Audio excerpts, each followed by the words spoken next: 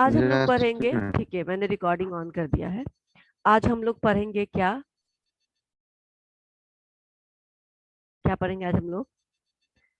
Parties, competent parties to contract, यानी contract करने के लिए कौन कौन से पार्टीज कॉम्पिटेंट है, एलिजिबल है। एलिजिबिलिटी चाहिए होती है ना, हम लोग कहीं भी फॉर्म भरते हैं कुछ करते हैं तो उसके लिए लिखा होता है ना, बैचलर होना चाहिए, एमबीए होना चाहिए, यस इंजीनियर होना चाहिए। उसी तरह कॉन्ट्रैक्ट करने के लिए भी कुछ एलिजिबिलिटी चाहिए, ठीक है ना। वो लोग जो कॉन्ट्रैक्ट करने के लिए एलिजिबल हैं सिर्फ वही एंटर कर सकते हैं किसी कॉन्ट्रैक्ट में, बाकी के लोग नहीं कर सकते हैं। तो यही आज हम लोग को पढ़ना है, ठीक है ना। अब इसकी एलिजिबिलिटी क्या है ये मैं आज आपको बताऊंगी। आप ध्यान से सुनना, कुछ नहीं समझ में आए तो पूछोगे, राइट। ये यस मैम। स्क्रीन शेयर हो गया, दिख रहा है आपको आबिद? Yes ma'am. हाँ। ठीक है, ठीक है। पार्टीज कॉम्पिटेंट टू कॉन्ट्रैक्ट हमारा टर्म है section 10A contract act 1872। Contract act कब है? 1872 में बनाया गया था कॉन्ट्रैक्ट एक्ट को। उसके सेक्शन 10 में डिस्कस किया गया है कि कौन कौन से पार्टीज एलिजिबल हैं, कैपेबल हैं कॉन्ट्रैक्ट बनाने के लिए। तो इट फ्लैटली ये लिखता है कि जो लोग रैशनल डिसीजन मेकिंग ले कर सकते हैं, जो लोग सही सोच सकते हैं, सही बातों को समझ सकते हैं, जो अपने दिमाग से सही है, वो सारे लोग कैपेबल हैं कॉन्ट्रैक्ट में एंटर करने के लिए। ठीक है, समझ में आई? अभी यस अभी मैम। मैं और बताऊंगी तो थोड़ा और क्लियर होगा। जैसे अकॉर्डिंग टू सेक्शन 11, सेक्शन 10 बोलता है क्या? It talks about the parties capable for entering into contract. The parties entering into contract should be capable of understanding it. जो भी सेक्शन 10 बोलता है कि जो भी लोग कॉन्ट्रैक्ट करते हैं उनको उनमें इतनी काबिलियत होनी चाहिए कि वो उस कॉन्ट्रैक्ट को समझ सके, उसके पॉइंट्स को, उसके टर्म्स एंड कंडीशंस को समझ सके और फिर जजमेंट ले सके, अपना भला बुरा सोच करके फैसला करे कि मुझे ये काम करना है या मुझे ये काम नहीं करना है। सेक्शन 11 फिर बोलता है कि एवरी पर्सन इज कॉम्पिटेंट, सारे लोग कैपेबल हैं, सारे लोग एलिजिबल हैं इस तरह की के कॉन्ट्रैक्ट के लिए जो मेजर हैं, यानी जो 18 साल से ज्यादा की उम्र के हैं। और क्या है? तो जो साउंड माइंडेड है, यानी जिनका दिमाग सही है, जो पागल नहीं है, जो जिसका सर नहीं फिरा है, जो दशा में धुत नहीं है, जो पी करके, अब पीने के बाद वो समझ में आता है क्या कि क्या अच्छा है क्या बुरा है? No ma'am. नहीं समझ में आएगा ना। तो ऐसे लोग जो पिए हुए हैं, जो उस समय क्या है, उस समय वो मानसिक तौर पे सही नहीं है, वो नहीं डिसीजन ले सकते हैं कि हमको कॉन्ट्रैक्ट को, हमको इस चीज को करना चाहिए या नहीं करना चाहिए। मैं एक छोटा सा स्टोरी बताती हूँ। एक कश्मीर के राजा थे, ठीक है। आबिद, स्टोरी सुनने में तो अच्छा लगता है ना। Yes ma'am. हाँ हाँ। कश्मीर के एक राजा थे, उनका नाम था ललितादित्य, ठीक है ना। वो बहुत ब्रेव, बहुत होनहार और बहुत पराक्रमी राजा थे। जो भी उन पे आक्रमण करता था, उस समय टर्किश के लोग, अफगान के लोग सब आक्रमण करते रहते थे और जीतने की कोशिश करते थे। ऑन कर लो, दोनों वीडियो ऑन करो, Sunny and Abid, both keep your videos on.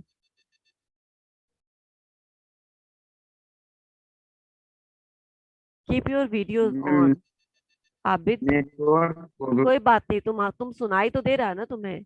Network on करो, वीडियो ऑन करो, विल सी। जो प्रॉब्लम आएगा वो हम बाद में देखेंगे Abid. And Sunny, video on करो जल्दी, फिर मैं ये स्टोरी सुनाऊंगी तुम लोग को, बहुत इंटरेस्टिंग है।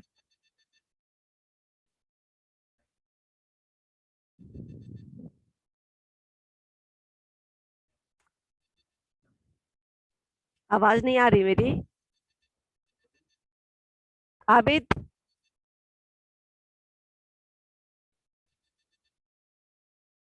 आबिद और सनी, मेरी आवाज आ रही है?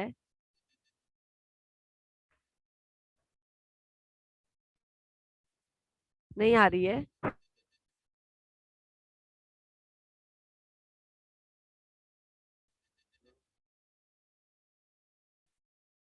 ठीक है, चलो मैं कुछ बता रही थी तुम लोग को। हाँ, मैं बता रही थी अभी नया चैप्टर शुरू किया है सनी हम लोगों ने। इस चैप्टर का नाम है कॉम्पिटेंट पार्टीज टू कॉन्ट्रैक्ट, यानी कॉन्ट्रैक्ट में चूंकि आबिद सिर्फ अकेला क्लास में था तो मैं उसके हिसाब से चल रही थी, उसको समझाने के हिसाब से कि धीरे धीरे बता रही थी उसको। तो किसी भी कॉन्ट्रैक्ट में कौन से लोग एलिजिबल है एंटर करने के लिए। कहीं भी हम लोग किसी भी चीज को फॉर्म भरते हैं, कोई भी जॉब के लिए फॉर्म भरते हैं, इंटरव्यू के लिए जाते हैं, तो एलिजिबिलिटी रहती है ना, क्राइटेरिया रहता है ना कि बैचलर होना चाहिए या फिर एमबीए होना चाहिए या फिर इंजीनियरिंग की डिग्री होनी चाहिए। उसी तरह कॉन्ट्रैक्ट करने के लिए भी आपके पास एलिजिबिलिटी होनी चाहिए। ये एलिजिबिलिटी दूसरे तरीके की है, वो उस तरीके की नहीं है जिस तरीके से हम लोग ऑफिस में जॉब के लिए इंटरव्यू देने के लिए पढ़ते। तो ये क्या एलिजिबिलिटी है वो हम बता रहे थे अभी। सेक्शन 10 बोलता है कि वही पार्टी इस कॉन्ट्रैक्ट में एंटर कर सकती है जो टर्म्स एंड कंडीशंस को समझ सकती है। टर्म एंड कंडीशन रहता है कॉन्ट्रैक्ट में, कंडीशंस अप्लाइड, ठीक है ना। तो जो लोग टर्म्स एंड कंडीशंस को समझ सकते हैं, जजमेंट ले सकते हैं और अपना भला बुरा सोच सकते हैं, सिर्फ वही लोग कॉन्ट्रैक्ट में एंटर कर सकते हैं। समझ में आई? समझ में आया? Yes ma'am. राना भी आ गया। Now I think we are done. इससे ज्यादा स्टूडेंट्स नहीं आ जाने वाले हैं। तो इतने वीडियो ऑन कर लो आविद। आविद वीडियो ऑन करो, राना तुम भी वीडियो ऑन करो, स्विच ऑन कर लो। गुड मॉर्निंग, वीडियो ऑन कर लीजिए राना। ठीक है, अभी हम शुरू करें। तो फिर ये जो वीडियो ऑन कर लो राना आबिद दोनों। नाउ क्या हुआ कि अगर आप जजमेंट ले सकते हैं, अपना भला बुरा सोच सकते हैं, तो आप कोई भी कॉन्ट्रैक्ट कर सकते हैं। अब सेक्शन 11 में बोलते हैं कि every person is competent to contract. वो हर एक लोग कॉन्ट्रैक्ट करने के लिए एलिजिबल हैं।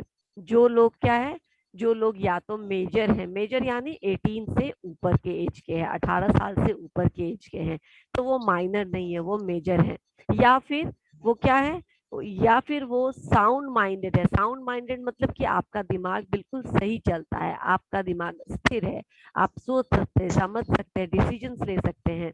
यानी आप पागल नहीं होने चाहिए, यानी आप नशे में धुत नहीं होने चाहिए। मैं यही एक स्टोरी सुना रही थी, क्योंकि जब हम नशे में होते तो हम कुछ भी डिसीजन ले लेते हैं। शायद हम जब नशे में नहीं होते तब वही डिसीजन नहीं लेते हैं। तो नशे में नहीं होना चाहिए या वो पागल नहीं होना चाहिए। अगर ये सब चीजें नहीं है, या फिर कोर्ट ने उसको पर्पसफुली डिस्क्वालिफाइड कर दिया हो किसी भी कॉन्ट्रैक्ट, जैसे कि कन्विक्ट, जो कोई किसी पर अगर मर्डर के चार्जेस लगे हुए हैं, किसी पर किसी तरीके का क्रिमिनल ऑफेंसेस का चार्ज लगा है, तो वो भी आदमी किसी कॉन्ट्रैक्ट में एंटर कर सकता है। सनी, कर सकता है एंटर? No ma'am. नहीं कर सकता है। तो ऐसे लोग नहीं कर सकते, इसके अलावा सारे लोग एंटर कर सकते हैं। मैं एग्जांपल जो दे रही थी आपको कि क्यों नशे में नहीं होनी चाहिए, उसका एक स्टोरी बता रही थी कि राजा ललितादित्य कश्मीर के एक राजा थे। उस समय बहुत पराक्रमी, बहुत वीर राजा थे। तरह अलग अलग देशों के लोग, अलग अलग देशों के जो आक्रमणकारी थे, वो इंडिया की तरफ आते रहते थे, आक्रमण करते थे और जीत के, जो भी हमारे यहाँ बहुत ज्यादा पैसा था पहले हमारी कंट्री में, तो वो सब जीतने की कोशिश करते थे। तो कई बार उनके ऊपर भी आक्रमण हुआ, लेकिन वो सारे अपने जितने, और वो बहुत अच्छे राजा थे, अपने प्रजा का बहुत ख्याल रखते थे, दुश्मनों को उन्होंने कई बार धूल चटा चुके थे वो। तो एक दिन उनको किसी ने कहा कि प्रभास नगर है जो बहुत अच्छा शहर बनाया है आपके पूर्वजों ने, आप जाके देख सकते हैं। तो वो लोग एक दिन सोचे कि चलते चलते हैं उस शहर में भी देखते हैं जो बहुत सुंदर बना हुआ है। तो वो वहां पे देखने के, उनको सच में बहुत सुंदर लगा, वहां का हर चीज अच्छा लगा, वहां का आर्किटेक्ट अच्छा लगा, वहां के महल अच्छे लगे, वहां के बाग बगीचे, रास्ता, वहां का ड्रेनेज सिस्टम सब बहुत अच्छा लगा उनको। और वहां सबसे सुंदर बोला जाता है कि धरती पे अगर कोई स्वर्ग है तो वहां का एक और नगर नगर था, ड्रीम सिटी उसको बोलते थे, पर उसको परिहासपुर बोलते थे, और ये प्रभात नगर था। तो उन्होंने बोला कि ये बहुत सुंदर जगह है, मुझे बहुत पसंद आया। और उनको कोई वाइन सर्व कर रहा था, तो उन्होंने बोले ये वाइन भी यहाँ का बहुत अच्छा है, ठीक है ना, मुझे पूरा भर के दो। तो उसे पूरा भर के दिया, फिर उन्होंने पी लिया, फिर उन्होंने और पी लिया, उसके बाद वो अपने कंट्रोल में नहीं रहे। फिर किसी ने बोला कि ये जो परिहास नगर है वो आपके ये जो प्रभात नगर है वो आपके परिहास नगर से भी ज्यादा सुंदर है, ठीक है। तो उन्होंने कहा कि नहीं, ऐसा नहीं है, वो हमारा सबसे सुंदर है। तो किसी ने कहा नहीं, ये उससे ज्यादा सुंदर है, आप जाके देखे, यहाँ तो कवि लोग भी हमारे नगर के ऊपर कविताएं लिखते हैं, सुंदर सुंदर रचनाएं करते हैं। बस उनको गुस्सा आ गया, क्योंकि वो क्या थे, अपने अपने दिमाग में नहीं थे, अपने वश में नहीं थे, उनको गुस्सा आ गया और उन्होंने आदेश दिया कि पूरे शहर को, अगर ये इतना सुंदर शहर है कि हमारे परिहासपुर से भी ज्यादा सुंदर है, तो क्या करो, इसमें आग लगा दो, ठीक है ना। अभी जो भी सेनापति थे वो सेनापति तो राजा के जो ऑर्डर है उसको पूरा करने के लिए एकदम तुरंत तैयार हो गए। वो बाहर अपनी सेना को टुकड़ी को लेके चले गए कि चलो हमें बहुत सारा काम करना है, रात भर में हमें इस पूरे नगर में आग लगा के इसको राख में बदल देना है। एक उनके मंत्री थे, महामंत्री, जो बहुत समझदार थे, बहुत वाइज थे। वो बोले कि तुम रहने दो, ये काम मैं कर लेता हूँ, तुम कुछ और काम कर लो, ये जिम्मेदारी, ये जो आदेश दिया है राजा ने, ये काम मैं कर लेता हूँ। तो बोले ठीक है, आप कर लीजिए। और खुश हो गया सेनापति की ये मंत्री खुद करने के लिए तैयार है। फिर पूरे नगर में शुरू हो गया रात भर का कार्यक्रम। तो सुबह जब राजा उठा तो उसको अपने खिड़की से बाहर दिखा कि बहुत ऊंची ऊंची आग की लपटें आ रही है, ठीक है ना, खूब धुआं है, खूब आग की लपटें हैं। तो बोला क्या कि उसको याद आया कि अरे मैंने रात में नशे की हालत में ये ऑर्डर दे दिया था कि इस शहर को राख में बदल दो, ठीक है ना, अगर ये हमारे नगर से सुंदर नगर है तो इसको नस्ते नाबूद कर दो। ये तो मैंने क्या किया, मैंने तो बहुत गलत कर दिया है, भगवान लोग मेरे बारे में क्या सोचे, क्योंकि अब तो वो सेंसेस में आ गया था। तो उसने अपने मंत्री को बुला के पूछा कि ये आपने क्या किया। तो बोला आपने जो आदेश दिया हमने वही किया। तो आपने ऐसा क्यों किया, क्या आपको पता नहीं कि नशे की हालत में आदमी अपने बस में नहीं होता। तो मैं वो नहीं बोल रहा था, एक्चुअली वो मेरा नशा बोल रहा था, मुझे ऐसा नहीं करना चाहिए, लोग मेरे बारे में क्या सोचेंगे, मेरी सारी इज्जत खत्म हो गई और इतनी सुंदर जगह भी जल के राख हो गई। तो उन्होंने कहा क्या कि तो आपको समझना चाहिए। तो बोले मैं तो बस यही समझता हूँ कि राजा की आज्ञा का पालन होना चाहिए। तो फिर बोलते लेकिन मुझे ऐसा नहीं करना था, लेकिन अब क्या कर सकते हैं, अब तो ये हो चुका है और अब मैं इसे वापस भी नहीं ले सकता। जो आप कर चुके हैं, जो हो चुका है, जो शहर बर्बाद हो चुका है, उसको मैं ठीक से अब वापस भी नहीं कर सकता, वापस पहले जैसा बना नहीं सकता।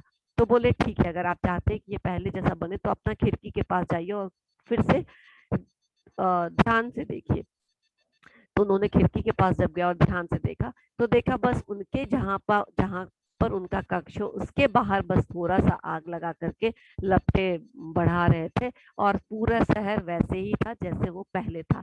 यानी कि उस मंत्री ने क्या किया, उनकी बाजू में जो जगह था वहां पे वो सब डाल करके, जो भी होता है लकड़ी वगैरह जो भी होता है, जलने का सामग्री जला करके आग लगा दी थी और पूरे शहर को टच भी नहीं किया था। तो वो सुबह जागे तो बहुत खुश हुए और उस मंत्री को बहुत इनाम भी दिया कि तुमने अच्छा किया, तुमने मेरी इज्जत बचा ली। दैट मीन्स व्हाट, कि नशे की हालत में अगर कोई कुछ बोलता है या कोई कॉन्ट्रैक्ट में एंटर करता है तो वो क्या होता है, वो उसका अपना फैसला नहीं माना जाएगा। इसीलिए सेक्शन 10 में भी ऐसे लोगों को कॉन्ट्रैक्ट से बाहर रखा गया कि ऐसे लोग कॉन्ट्रैक्ट नहीं कर सकते हैं। समझ में आया सनी? Yes ma'am. ठीक, माइनर नहीं होंगे, पागल जो होगा दिमाग का सनकी होगा, पागल होगा वो अब पागल की भी वैरायटी है इसमें, वो वैरायटी हम बाद में देखेंगे, ठीक है। तो वो नहीं कांटेक्ट कर सकता और ड्रंकार्ड आदमी जब नशे की अवस्था में हो तब वो नहीं कोई भी कांटेक्ट कर सकता है। ओके, आगे चलते हैं। यहाँ पे माइनर कौन हुआ, माइनर मतलब इमेच्योर माइंडेड। इमेच्योर माइंडेड मतलब 16 17 15 18 से नीचे का बच्चा है, वो इतना ज्यादा सोच समझ नहीं सकता है, तो उसको इमेच्योर कहा और ऐसे इमेच्योर लोगों को कॉन्ट्रैक्ट से बाहर रखा गया। उसके बाद इडियट्स यानी कि परमानेंट पागल, कभी भी ठीक नहीं होता है, उसको इडियट बोलते हैं, ठीक है, तो वो भी कॉन्ट्रैक्ट में एंटर नहीं कर सकता है। ल्यूनेटिक और इनसेन, ये ल्यूनेटिक और इनसेन का क्या मतलब, ल्यूनेटिक पीपल जो होते हैं वो कैसे होते हैं, वो कभी कभी पागल होते हैं, ठीक है ना, उनका सर्टन बीच में एक फेज होता है जिसमें वो फिर नॉर्मल हो जाते हैं। तुम लोगों ने कभी देखा इस तरीके के पागल लोग को जो 2 4 दिन के लिए या महीने दिन के लिए बीमार पड़ा, फिर नॉर्मल हो गया, फिर चलता रहा, फिर ऐसे ही 6 महीने बाद कभी तबीयत खराब हुई, बीमार हुआ और फिर नॉर्मल हो गया। कभी देखा है इस तरीके के लोग को? नहीं देखा है, मैंने देखा है, ठीक है ना। वो इंटरवल्स होते हैं उनके लाइफ, उनके पीरियड में, ल्यूनेटिक पीरियड में, इंसैनिटी पीरियड में वो कुछ दिनों के लिए पागल रहेंगे, फिर वो 6 महीना 4 महीना 5 महीना नॉर्मल रहेंगे, सब कुछ नॉर्मल रहेंगे, फिर कुछ दिनों के लिए पागल हो जाएंगे। मैंने ऐसे 2 3 लोगों को देखा है, या तो वो बहुत बोलेंगे वो बिल्कुल नहीं बोलेंगे, चाहे तुम कितना भी कुछ कर दो, एकदम चुप रहेंगे, शांत रहेंगे। This is what lunatic. तो वो फेज, जिस फेज में इस तरह के आदमी नॉर्मल होता है, उस फेज में वो कॉन्ट्रैक्ट कर सकता है। समझ में आई? इडियट जो 12 महीना 2400 दिन पागल रहे, ठीक है ना, जिसके अच्छे होने की कोई वो नहीं है, चांसेस नहीं है। ल्यूनेटिक यानी जो फेज वाइज पागल होता है, यानी किसी फेज में पागल है और किसी फेज में नॉर्मल हो गया है, ठीक है ना, पागल नहीं है, वो ल्यूनाटिक कहलाता है। तो वो ल्यूनाटिक पर्सन जब नॉर्मल है तब वो कॉन्ट्रैक्ट में एंटर कर सकता है, लेकिन जब पागल है तब किसी कॉन्ट्रैक्ट में एंटर नहीं कर नहीं सकता कर है। सकते। थोड़ा सा दे दीजिए, नहीं तो छोड़ दीजिए, नहीं मन है, ठीक है, तो नहीं कर सकता है। Now third word is drunkard और डिलीरियस। ड्रंकार्ड मैंने बता दिया, जो धुत में है, जो नशे की हालत में है। हाँ, अब नशे की जो हालत में है, वो जब तक नशे में है तब तक वो कोई कॉन्ट्रैक्ट नहीं कर सकता। तब तक अगर आपने उससे कुछ भी साइन करवाया है और ये प्रूफ हो जाए कि वो उस समय नशे की हालत में था, तो उस समय क्या होगा, वो कॉन्ट्रैक्ट वैलिड नहीं होगा, रद्द हो जाएगा, कैंसिल कर दिया जाएगा। लेकिन वो पीता तो है, लेकिन अभी जो है इस अवस्था में वो बिल्कुल पिया हुआ नहीं है, अब वो बिल्कुल नशे से बाहर की अवस्था में है, तब वो कोई कॉन्ट्रैक्ट करता है तो वो कॉन्ट्रैक्ट वैलिड कॉन्ट्रैक्ट होगा। समझ में आ रहा है? सबका क्या मतलब है कि मेंटली आपकी जो अवस्था होनी चाहिए वो सोचने समझने के लायक होनी चाहिए। समझ में आ रहा है ये बात? Yes ma'am. ठीक है। अब मेंटल डिके की बात करते हैं। मेंटल डिके क्या होता है? ये ओल्ड एज लोगों के लिए है। जो ओल्ड एज में जो लोग होते हैं वो कभी कभी भूल जाती है बातें को, बातें याद नहीं रहती, उनके दिमाग से चली जाती। तो ऐसे अवस्था में, या फिर आप अल्जाइमर के पेशेंट है, या याददाश्त आपकी कमजोर हो गई, ऐसे अवस्था में भी आपको कब क्या बोला कब क्या नहीं बोला ये याद नहीं रहेगा, तो ऐसे लोगों भी कॉन्टैक्ट नहीं कर सकते। एजेड लोग या जिनको याददाश्त की प्रॉब्लम हो जाए, मेमोरी लॉस हो जाए, इस तरीके गजनी, ठीक है ना, इस तरीके के लोग भी कॉन्ट्रैक्ट में एंटर नहीं कर सकते हैं। And now hypnotism. हिप्नोटिज्म मतलब क्या हुआ? हिप्नोटिज्म मतलब क्या हुआ कि आपको इंड्यूस किया गया है, यानी किसी दवा के अंदर हैं आप, कोई नींद की दवा, नशीली पदार्थों का सेवन करके अभी आप हैं, नींद की दवा खाए हुए हैं, या आपको कुछ ऐसे पिला दिया गया हो, कुछ खिला दिया गया हो, और तब आपसे कुछ पेपर पे सिग्नेचर ले लिया गया हो, तो वो सिग्नेचर वैलिड सिग्नेचर होगा? नहीं होगा, क्योंकि अभी आप क्या है, अभी भी आप किसी ना किसी, आप पिए हुए नहीं हैं, आप पागल नहीं हैं, आप इडियट नहीं हैं, आप माइनर नहीं है, लेकिन अभी भी आप में सोचने समझने की क्षमता नहीं है, क्योंकि आप किसी न किसी सेड्यूसिव के अंदर है, किसी न किसी सेडक्टिव के अंदर आप हैं, ठीक है ना, जो आपसे कुछ गलत काम करवा दिया। तो इसीलिए हिप्नोटिज्म के अधीन, यानी किसी सेड्यूसिव ड्रग्स के अंदर अगर आप रहते हैं और उसका आपके ऊपर असर होता है, तो वो कॉन्ट्रैक्ट भी वैलिड कॉन्ट्रैक्ट नहीं होगा, यानी आपको भी कॉन्ट्रैक्ट में एंटर नहीं करना है। इतना समझ में आ गया? Yes ma'am. अब है डिस्क्वालिफाइड बाय लॉ और डिस्क्वालिफिकेशन अकॉर्डिंग टू स्टेटस, यानी स्टेटस के बेसिस पर या लॉ द्वारा जो डिस्क्वालिफाई किए गए हैं। चलो इसको भी देख लेते हैं। Alien enemy. एलियन इनेमी मतलब, एलियंस मतलब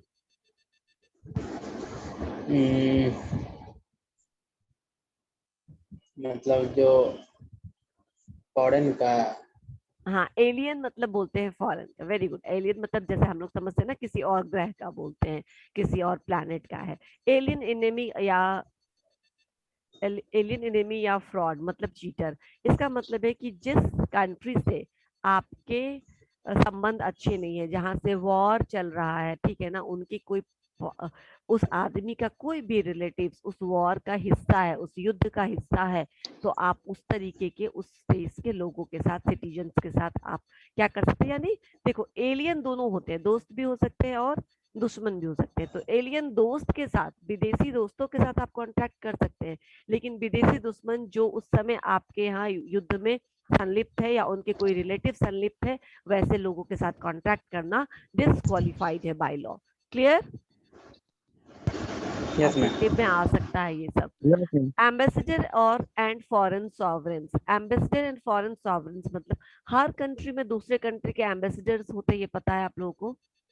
होते हैं ना एम्बेसी। यहाँ दिल्ली चले जाओ तो दिल्ली में तुमको दिखेगा जो Yes, विराजपत है ma'am. उनके पास, कि हर जगह का, वियतनाम का हो, जापान का हो, अमेरिका का हो, इंग्लैंड का हो, चाइना का हो, हर जगह का एम्बेसी होता है, ऑफिस होता है, और वहाँ के एम्बेसडर यहाँ होते हैं, और हमारे एम्बेसडर्स दूसरे कंट्रीज में। इसी तरह हमारा भी एम्बेसी है सारे कंट्री में, ठीक है ना। तो एम्बेसडर्स और फॉरेन सॉवरेन्स। फॉरेन सॉवरेन्स यानी कि उनके मेन आदमी को। फॉरेन सॉवरेन्स मतलब नॉर्मली सॉवरेन मतलब संप्रभुता होता है, लेकिन यहाँ पर सॉवरेन का मतलब होता है वहां के प्रेसिडेंट को, वहां के राजा को, या वहां के प्रधानमंत्री जो हायर पोजीशंस पे प्रेसिडेंट हैं, ठीक है ना, उनको भी आप क्या कर सकते हैं, उनके ऊपर भी आप कुछ कुछ क्या कर सकते हैं, केसेस वगैरह नहीं कर सकते हैं या उनको भी कॉन्ट्रैक्ट में नहीं ले सकते हैं। क्यों? क्योंकि हम उनको इज्जत देते हैं, ठीक है, हमारे भी एम्बेसडर्स को वहाँ रिस्पेक्ट मिलता है और हम भी उस एम्बेसडर्स को रिस्पेक्ट देते हैं। तो अगर किसी कॉन्ट्रैक्ट में वो एंटर किया और वो किसी कारण से ब्रिच हो गया तो उनको स्यू करना पड़ेगा, उनके ऊपर उनके अगेंस्ट कार्रवाई करनी पड़ेगी। हम ये नहीं करना चाहते, इसीलिए हम क्या करेंगे, उनके साथ कॉन्ट्रैक्ट नहीं करेंगे। समझ में आया? Yes, yes, ma'am. ठीक है। तो एम्बेसडर्स के साथ या फॉरेन सॉवरेन्स के साथ नहीं करेंगे। अगेन एक्स एम्बेसडर्स के साथ कर सकते हैं। कोई एम्बेसडर जो अब रिटायर हो चुका है, अब वो हमारा एम्बेसडर नहीं है, अगर उसने कुछ गलती की है तो हम उसको स्यू भी कर सकते हैं और उसके साथ हम कॉन्ट्रैक्ट भी कर सकते हैं, क्योंकि right now now he is no more ambassador और एम्बेसी में वो अब नहीं है। इंसॉल्वेंट, इंसॉल्वेंट किसको बोलते हैं? इंसॉल्वेंट किसको बोलते हैं? नहीं मालूम? हम्म, दिवालिया, जिसके पास कुछ नहीं होता है, जो बर्बाद हो गया रहता है, कोई भी प्रॉपर्टी नहीं है अब उसके पास, वो खत्म हो चुका है, उसको बोलते हैं इंसॉल्वेंट। राइट? समझ में आया? तो ये यस मैम। इंसॉल्वेंट को भी हम किसी कॉन्ट्रैक्ट में नहीं साइन करते, क्योंकि मान लो इसने सपोज करो कि इसने हमारी गाड़ी खरीदी और इसको 50,000 देना है, इसके पास 50,000 है ही नहीं, हम क्या लेंगे इससे, क्या स्यू करेंगे, जान तो नहीं लेंगे ना किसी का। तो इंसॉल्वेंट के साथ भी बोलता है कोर्ट कि मत करिए आप कॉन्ट्रैक्ट, वरना हम इससे कुछ भी रिकवर आपको नहीं करवा के दे पाएंगे, आपका जो भी जाएगा वो लॉस हो जाएगा, कुछ भी आपको मिलेगा नहीं। समझ में आया? इसलिए इंस्टॉलमेंट में मैरिड वुमन, अच्छा मैरिड वुमन को क्यों लॉ ने डिस्क्वालीफाई बोला है? एक्चुअली ये सब आगे आएगा, मैं बता रही हूँ यहीं पे, आगे नहीं बताऊंगी। मैरिड वुमेन को इसलिए डिस्क्वालीफाई किया गया है, उनको कोई डिस्क्वालीफाई नहीं किया गया कॉन्ट्रैक्ट से। मैरिटल स्टेटस के बेसिस पर कोई क्वालिफिकेशन या डिस्क्वालिफिकेशन नहीं है, आप कॉन्टैक्ट कर सकते हैं नहीं कर सकते। The only thing which is required here that women should be major, यानी वुमेन को भी मेजर होना चाहिए, अलग से देना नहीं चाहिए था। एक्चुअली जब मेजर हमने पढ़ाया ही है कि कोई भी व्यक्ति जब तक 18 के नीचे का है तो उसमें वुमेन अपने आप ही कवर हो जाती है। शादी के बाद ऐसा नहीं है कि आप कॉन्ट्रैक्ट नहीं कर सकते हैं, लेकिन आप कॉन्ट्रैक्ट कर सकते हैं अपने प्रोफेशनल में वे में, अपने प्राइवेट प्रॉपर्टी का भी कॉन्ट्रैक्ट कर सकते हैं, लेकिन आप मेजर होने चाहिए, ठीक है ना, यानी a woman should be major for entering into a contract. It is just like men, जैसे आदमी एंटर कर सकता है कॉन्ट्रैक्ट में आफ्टर गेटिंग 18, वैसे वुमेन भी कर सकती है। कॉन्विक्ट्स, कॉन्विक्ट्स यानी जिसपे किसी तरीके का केस या मुकदमा चल रहा हो, ठीक है ना, जिस पर अभी चल रहा है, ठीक है ना, अभी प्रूफ नहीं हुआ है, तो वैसे कॉन्विक्ट्स या वैसे जिसको दोषी बोलते हैं, जिसपे दोष अभी चल रहा है, कोई मर्डर है, उस पर भी किसी के मर्डर का है, कोई लुटेरा है, रॉबरर है, रॉबिंग करता, कुछ भी इस तरीके का उसके ऊपर क्या है, केस चल रहा है, तो वो कन्विक्ट हुआ, वो अभी क्या है, वो अभी फ्री नहीं है, अभी उसके अंदर उसके ऊपर सजा चल रहा है, मुकदमा चल रहा है। तो ऐसा इंसान जिसके ऊपर कोई मुकदमा या सजा चल रहा है वो भी किसी कॉन्ट्रैक्ट में एंटर नहीं कर सकता। लेकिन जब वह बरी हो जाएगा, जब वो इनोसेंट प्रूफ हो जाएगा, या जब वो अपना सजा काट करके जेल से बाहर निकल जाएगा, उसके बाद वो कॉन्ट्रैक्ट में एंटर कर सकता है। ठीक है, समझ में आया? Yes ma'am. उसके बाद हाई प्रोफेशनल्स, हाई प्रोफेशनल्स में नॉर्मली लॉयर्स या फिर डॉक्टर्स वगैरह को माना जाता है। ये जो प्रोफेशनल्स है ये भी नॉर्मली कॉन्ट्रैक्ट इनको नहीं कर सकते, लेकिन ये एक ही जगह स्यू कर सकता है जब इसके क्लाइंट्स इसको पैसा ना दे, यानी वो अपने फी को रिकवर करने के लिए, ठीक है, या अपनी किसी चीजों को रिकवर करने के लिए वो कॉन्ट्रैक्ट में एंटर कर सकता है, लेकिन अपने प्रोफेशन के बेसिस पर किसी से कोई कॉन्ट्रैक्ट नहीं कर सकता है। Clear? Clear? Yes ma'am. Now yes ma'am. Corporation और कंपनीज, क्या कॉर्पोरेशन या कंपनीज कॉन्ट्रैक्ट करती है सनी, या नहीं कर सकती?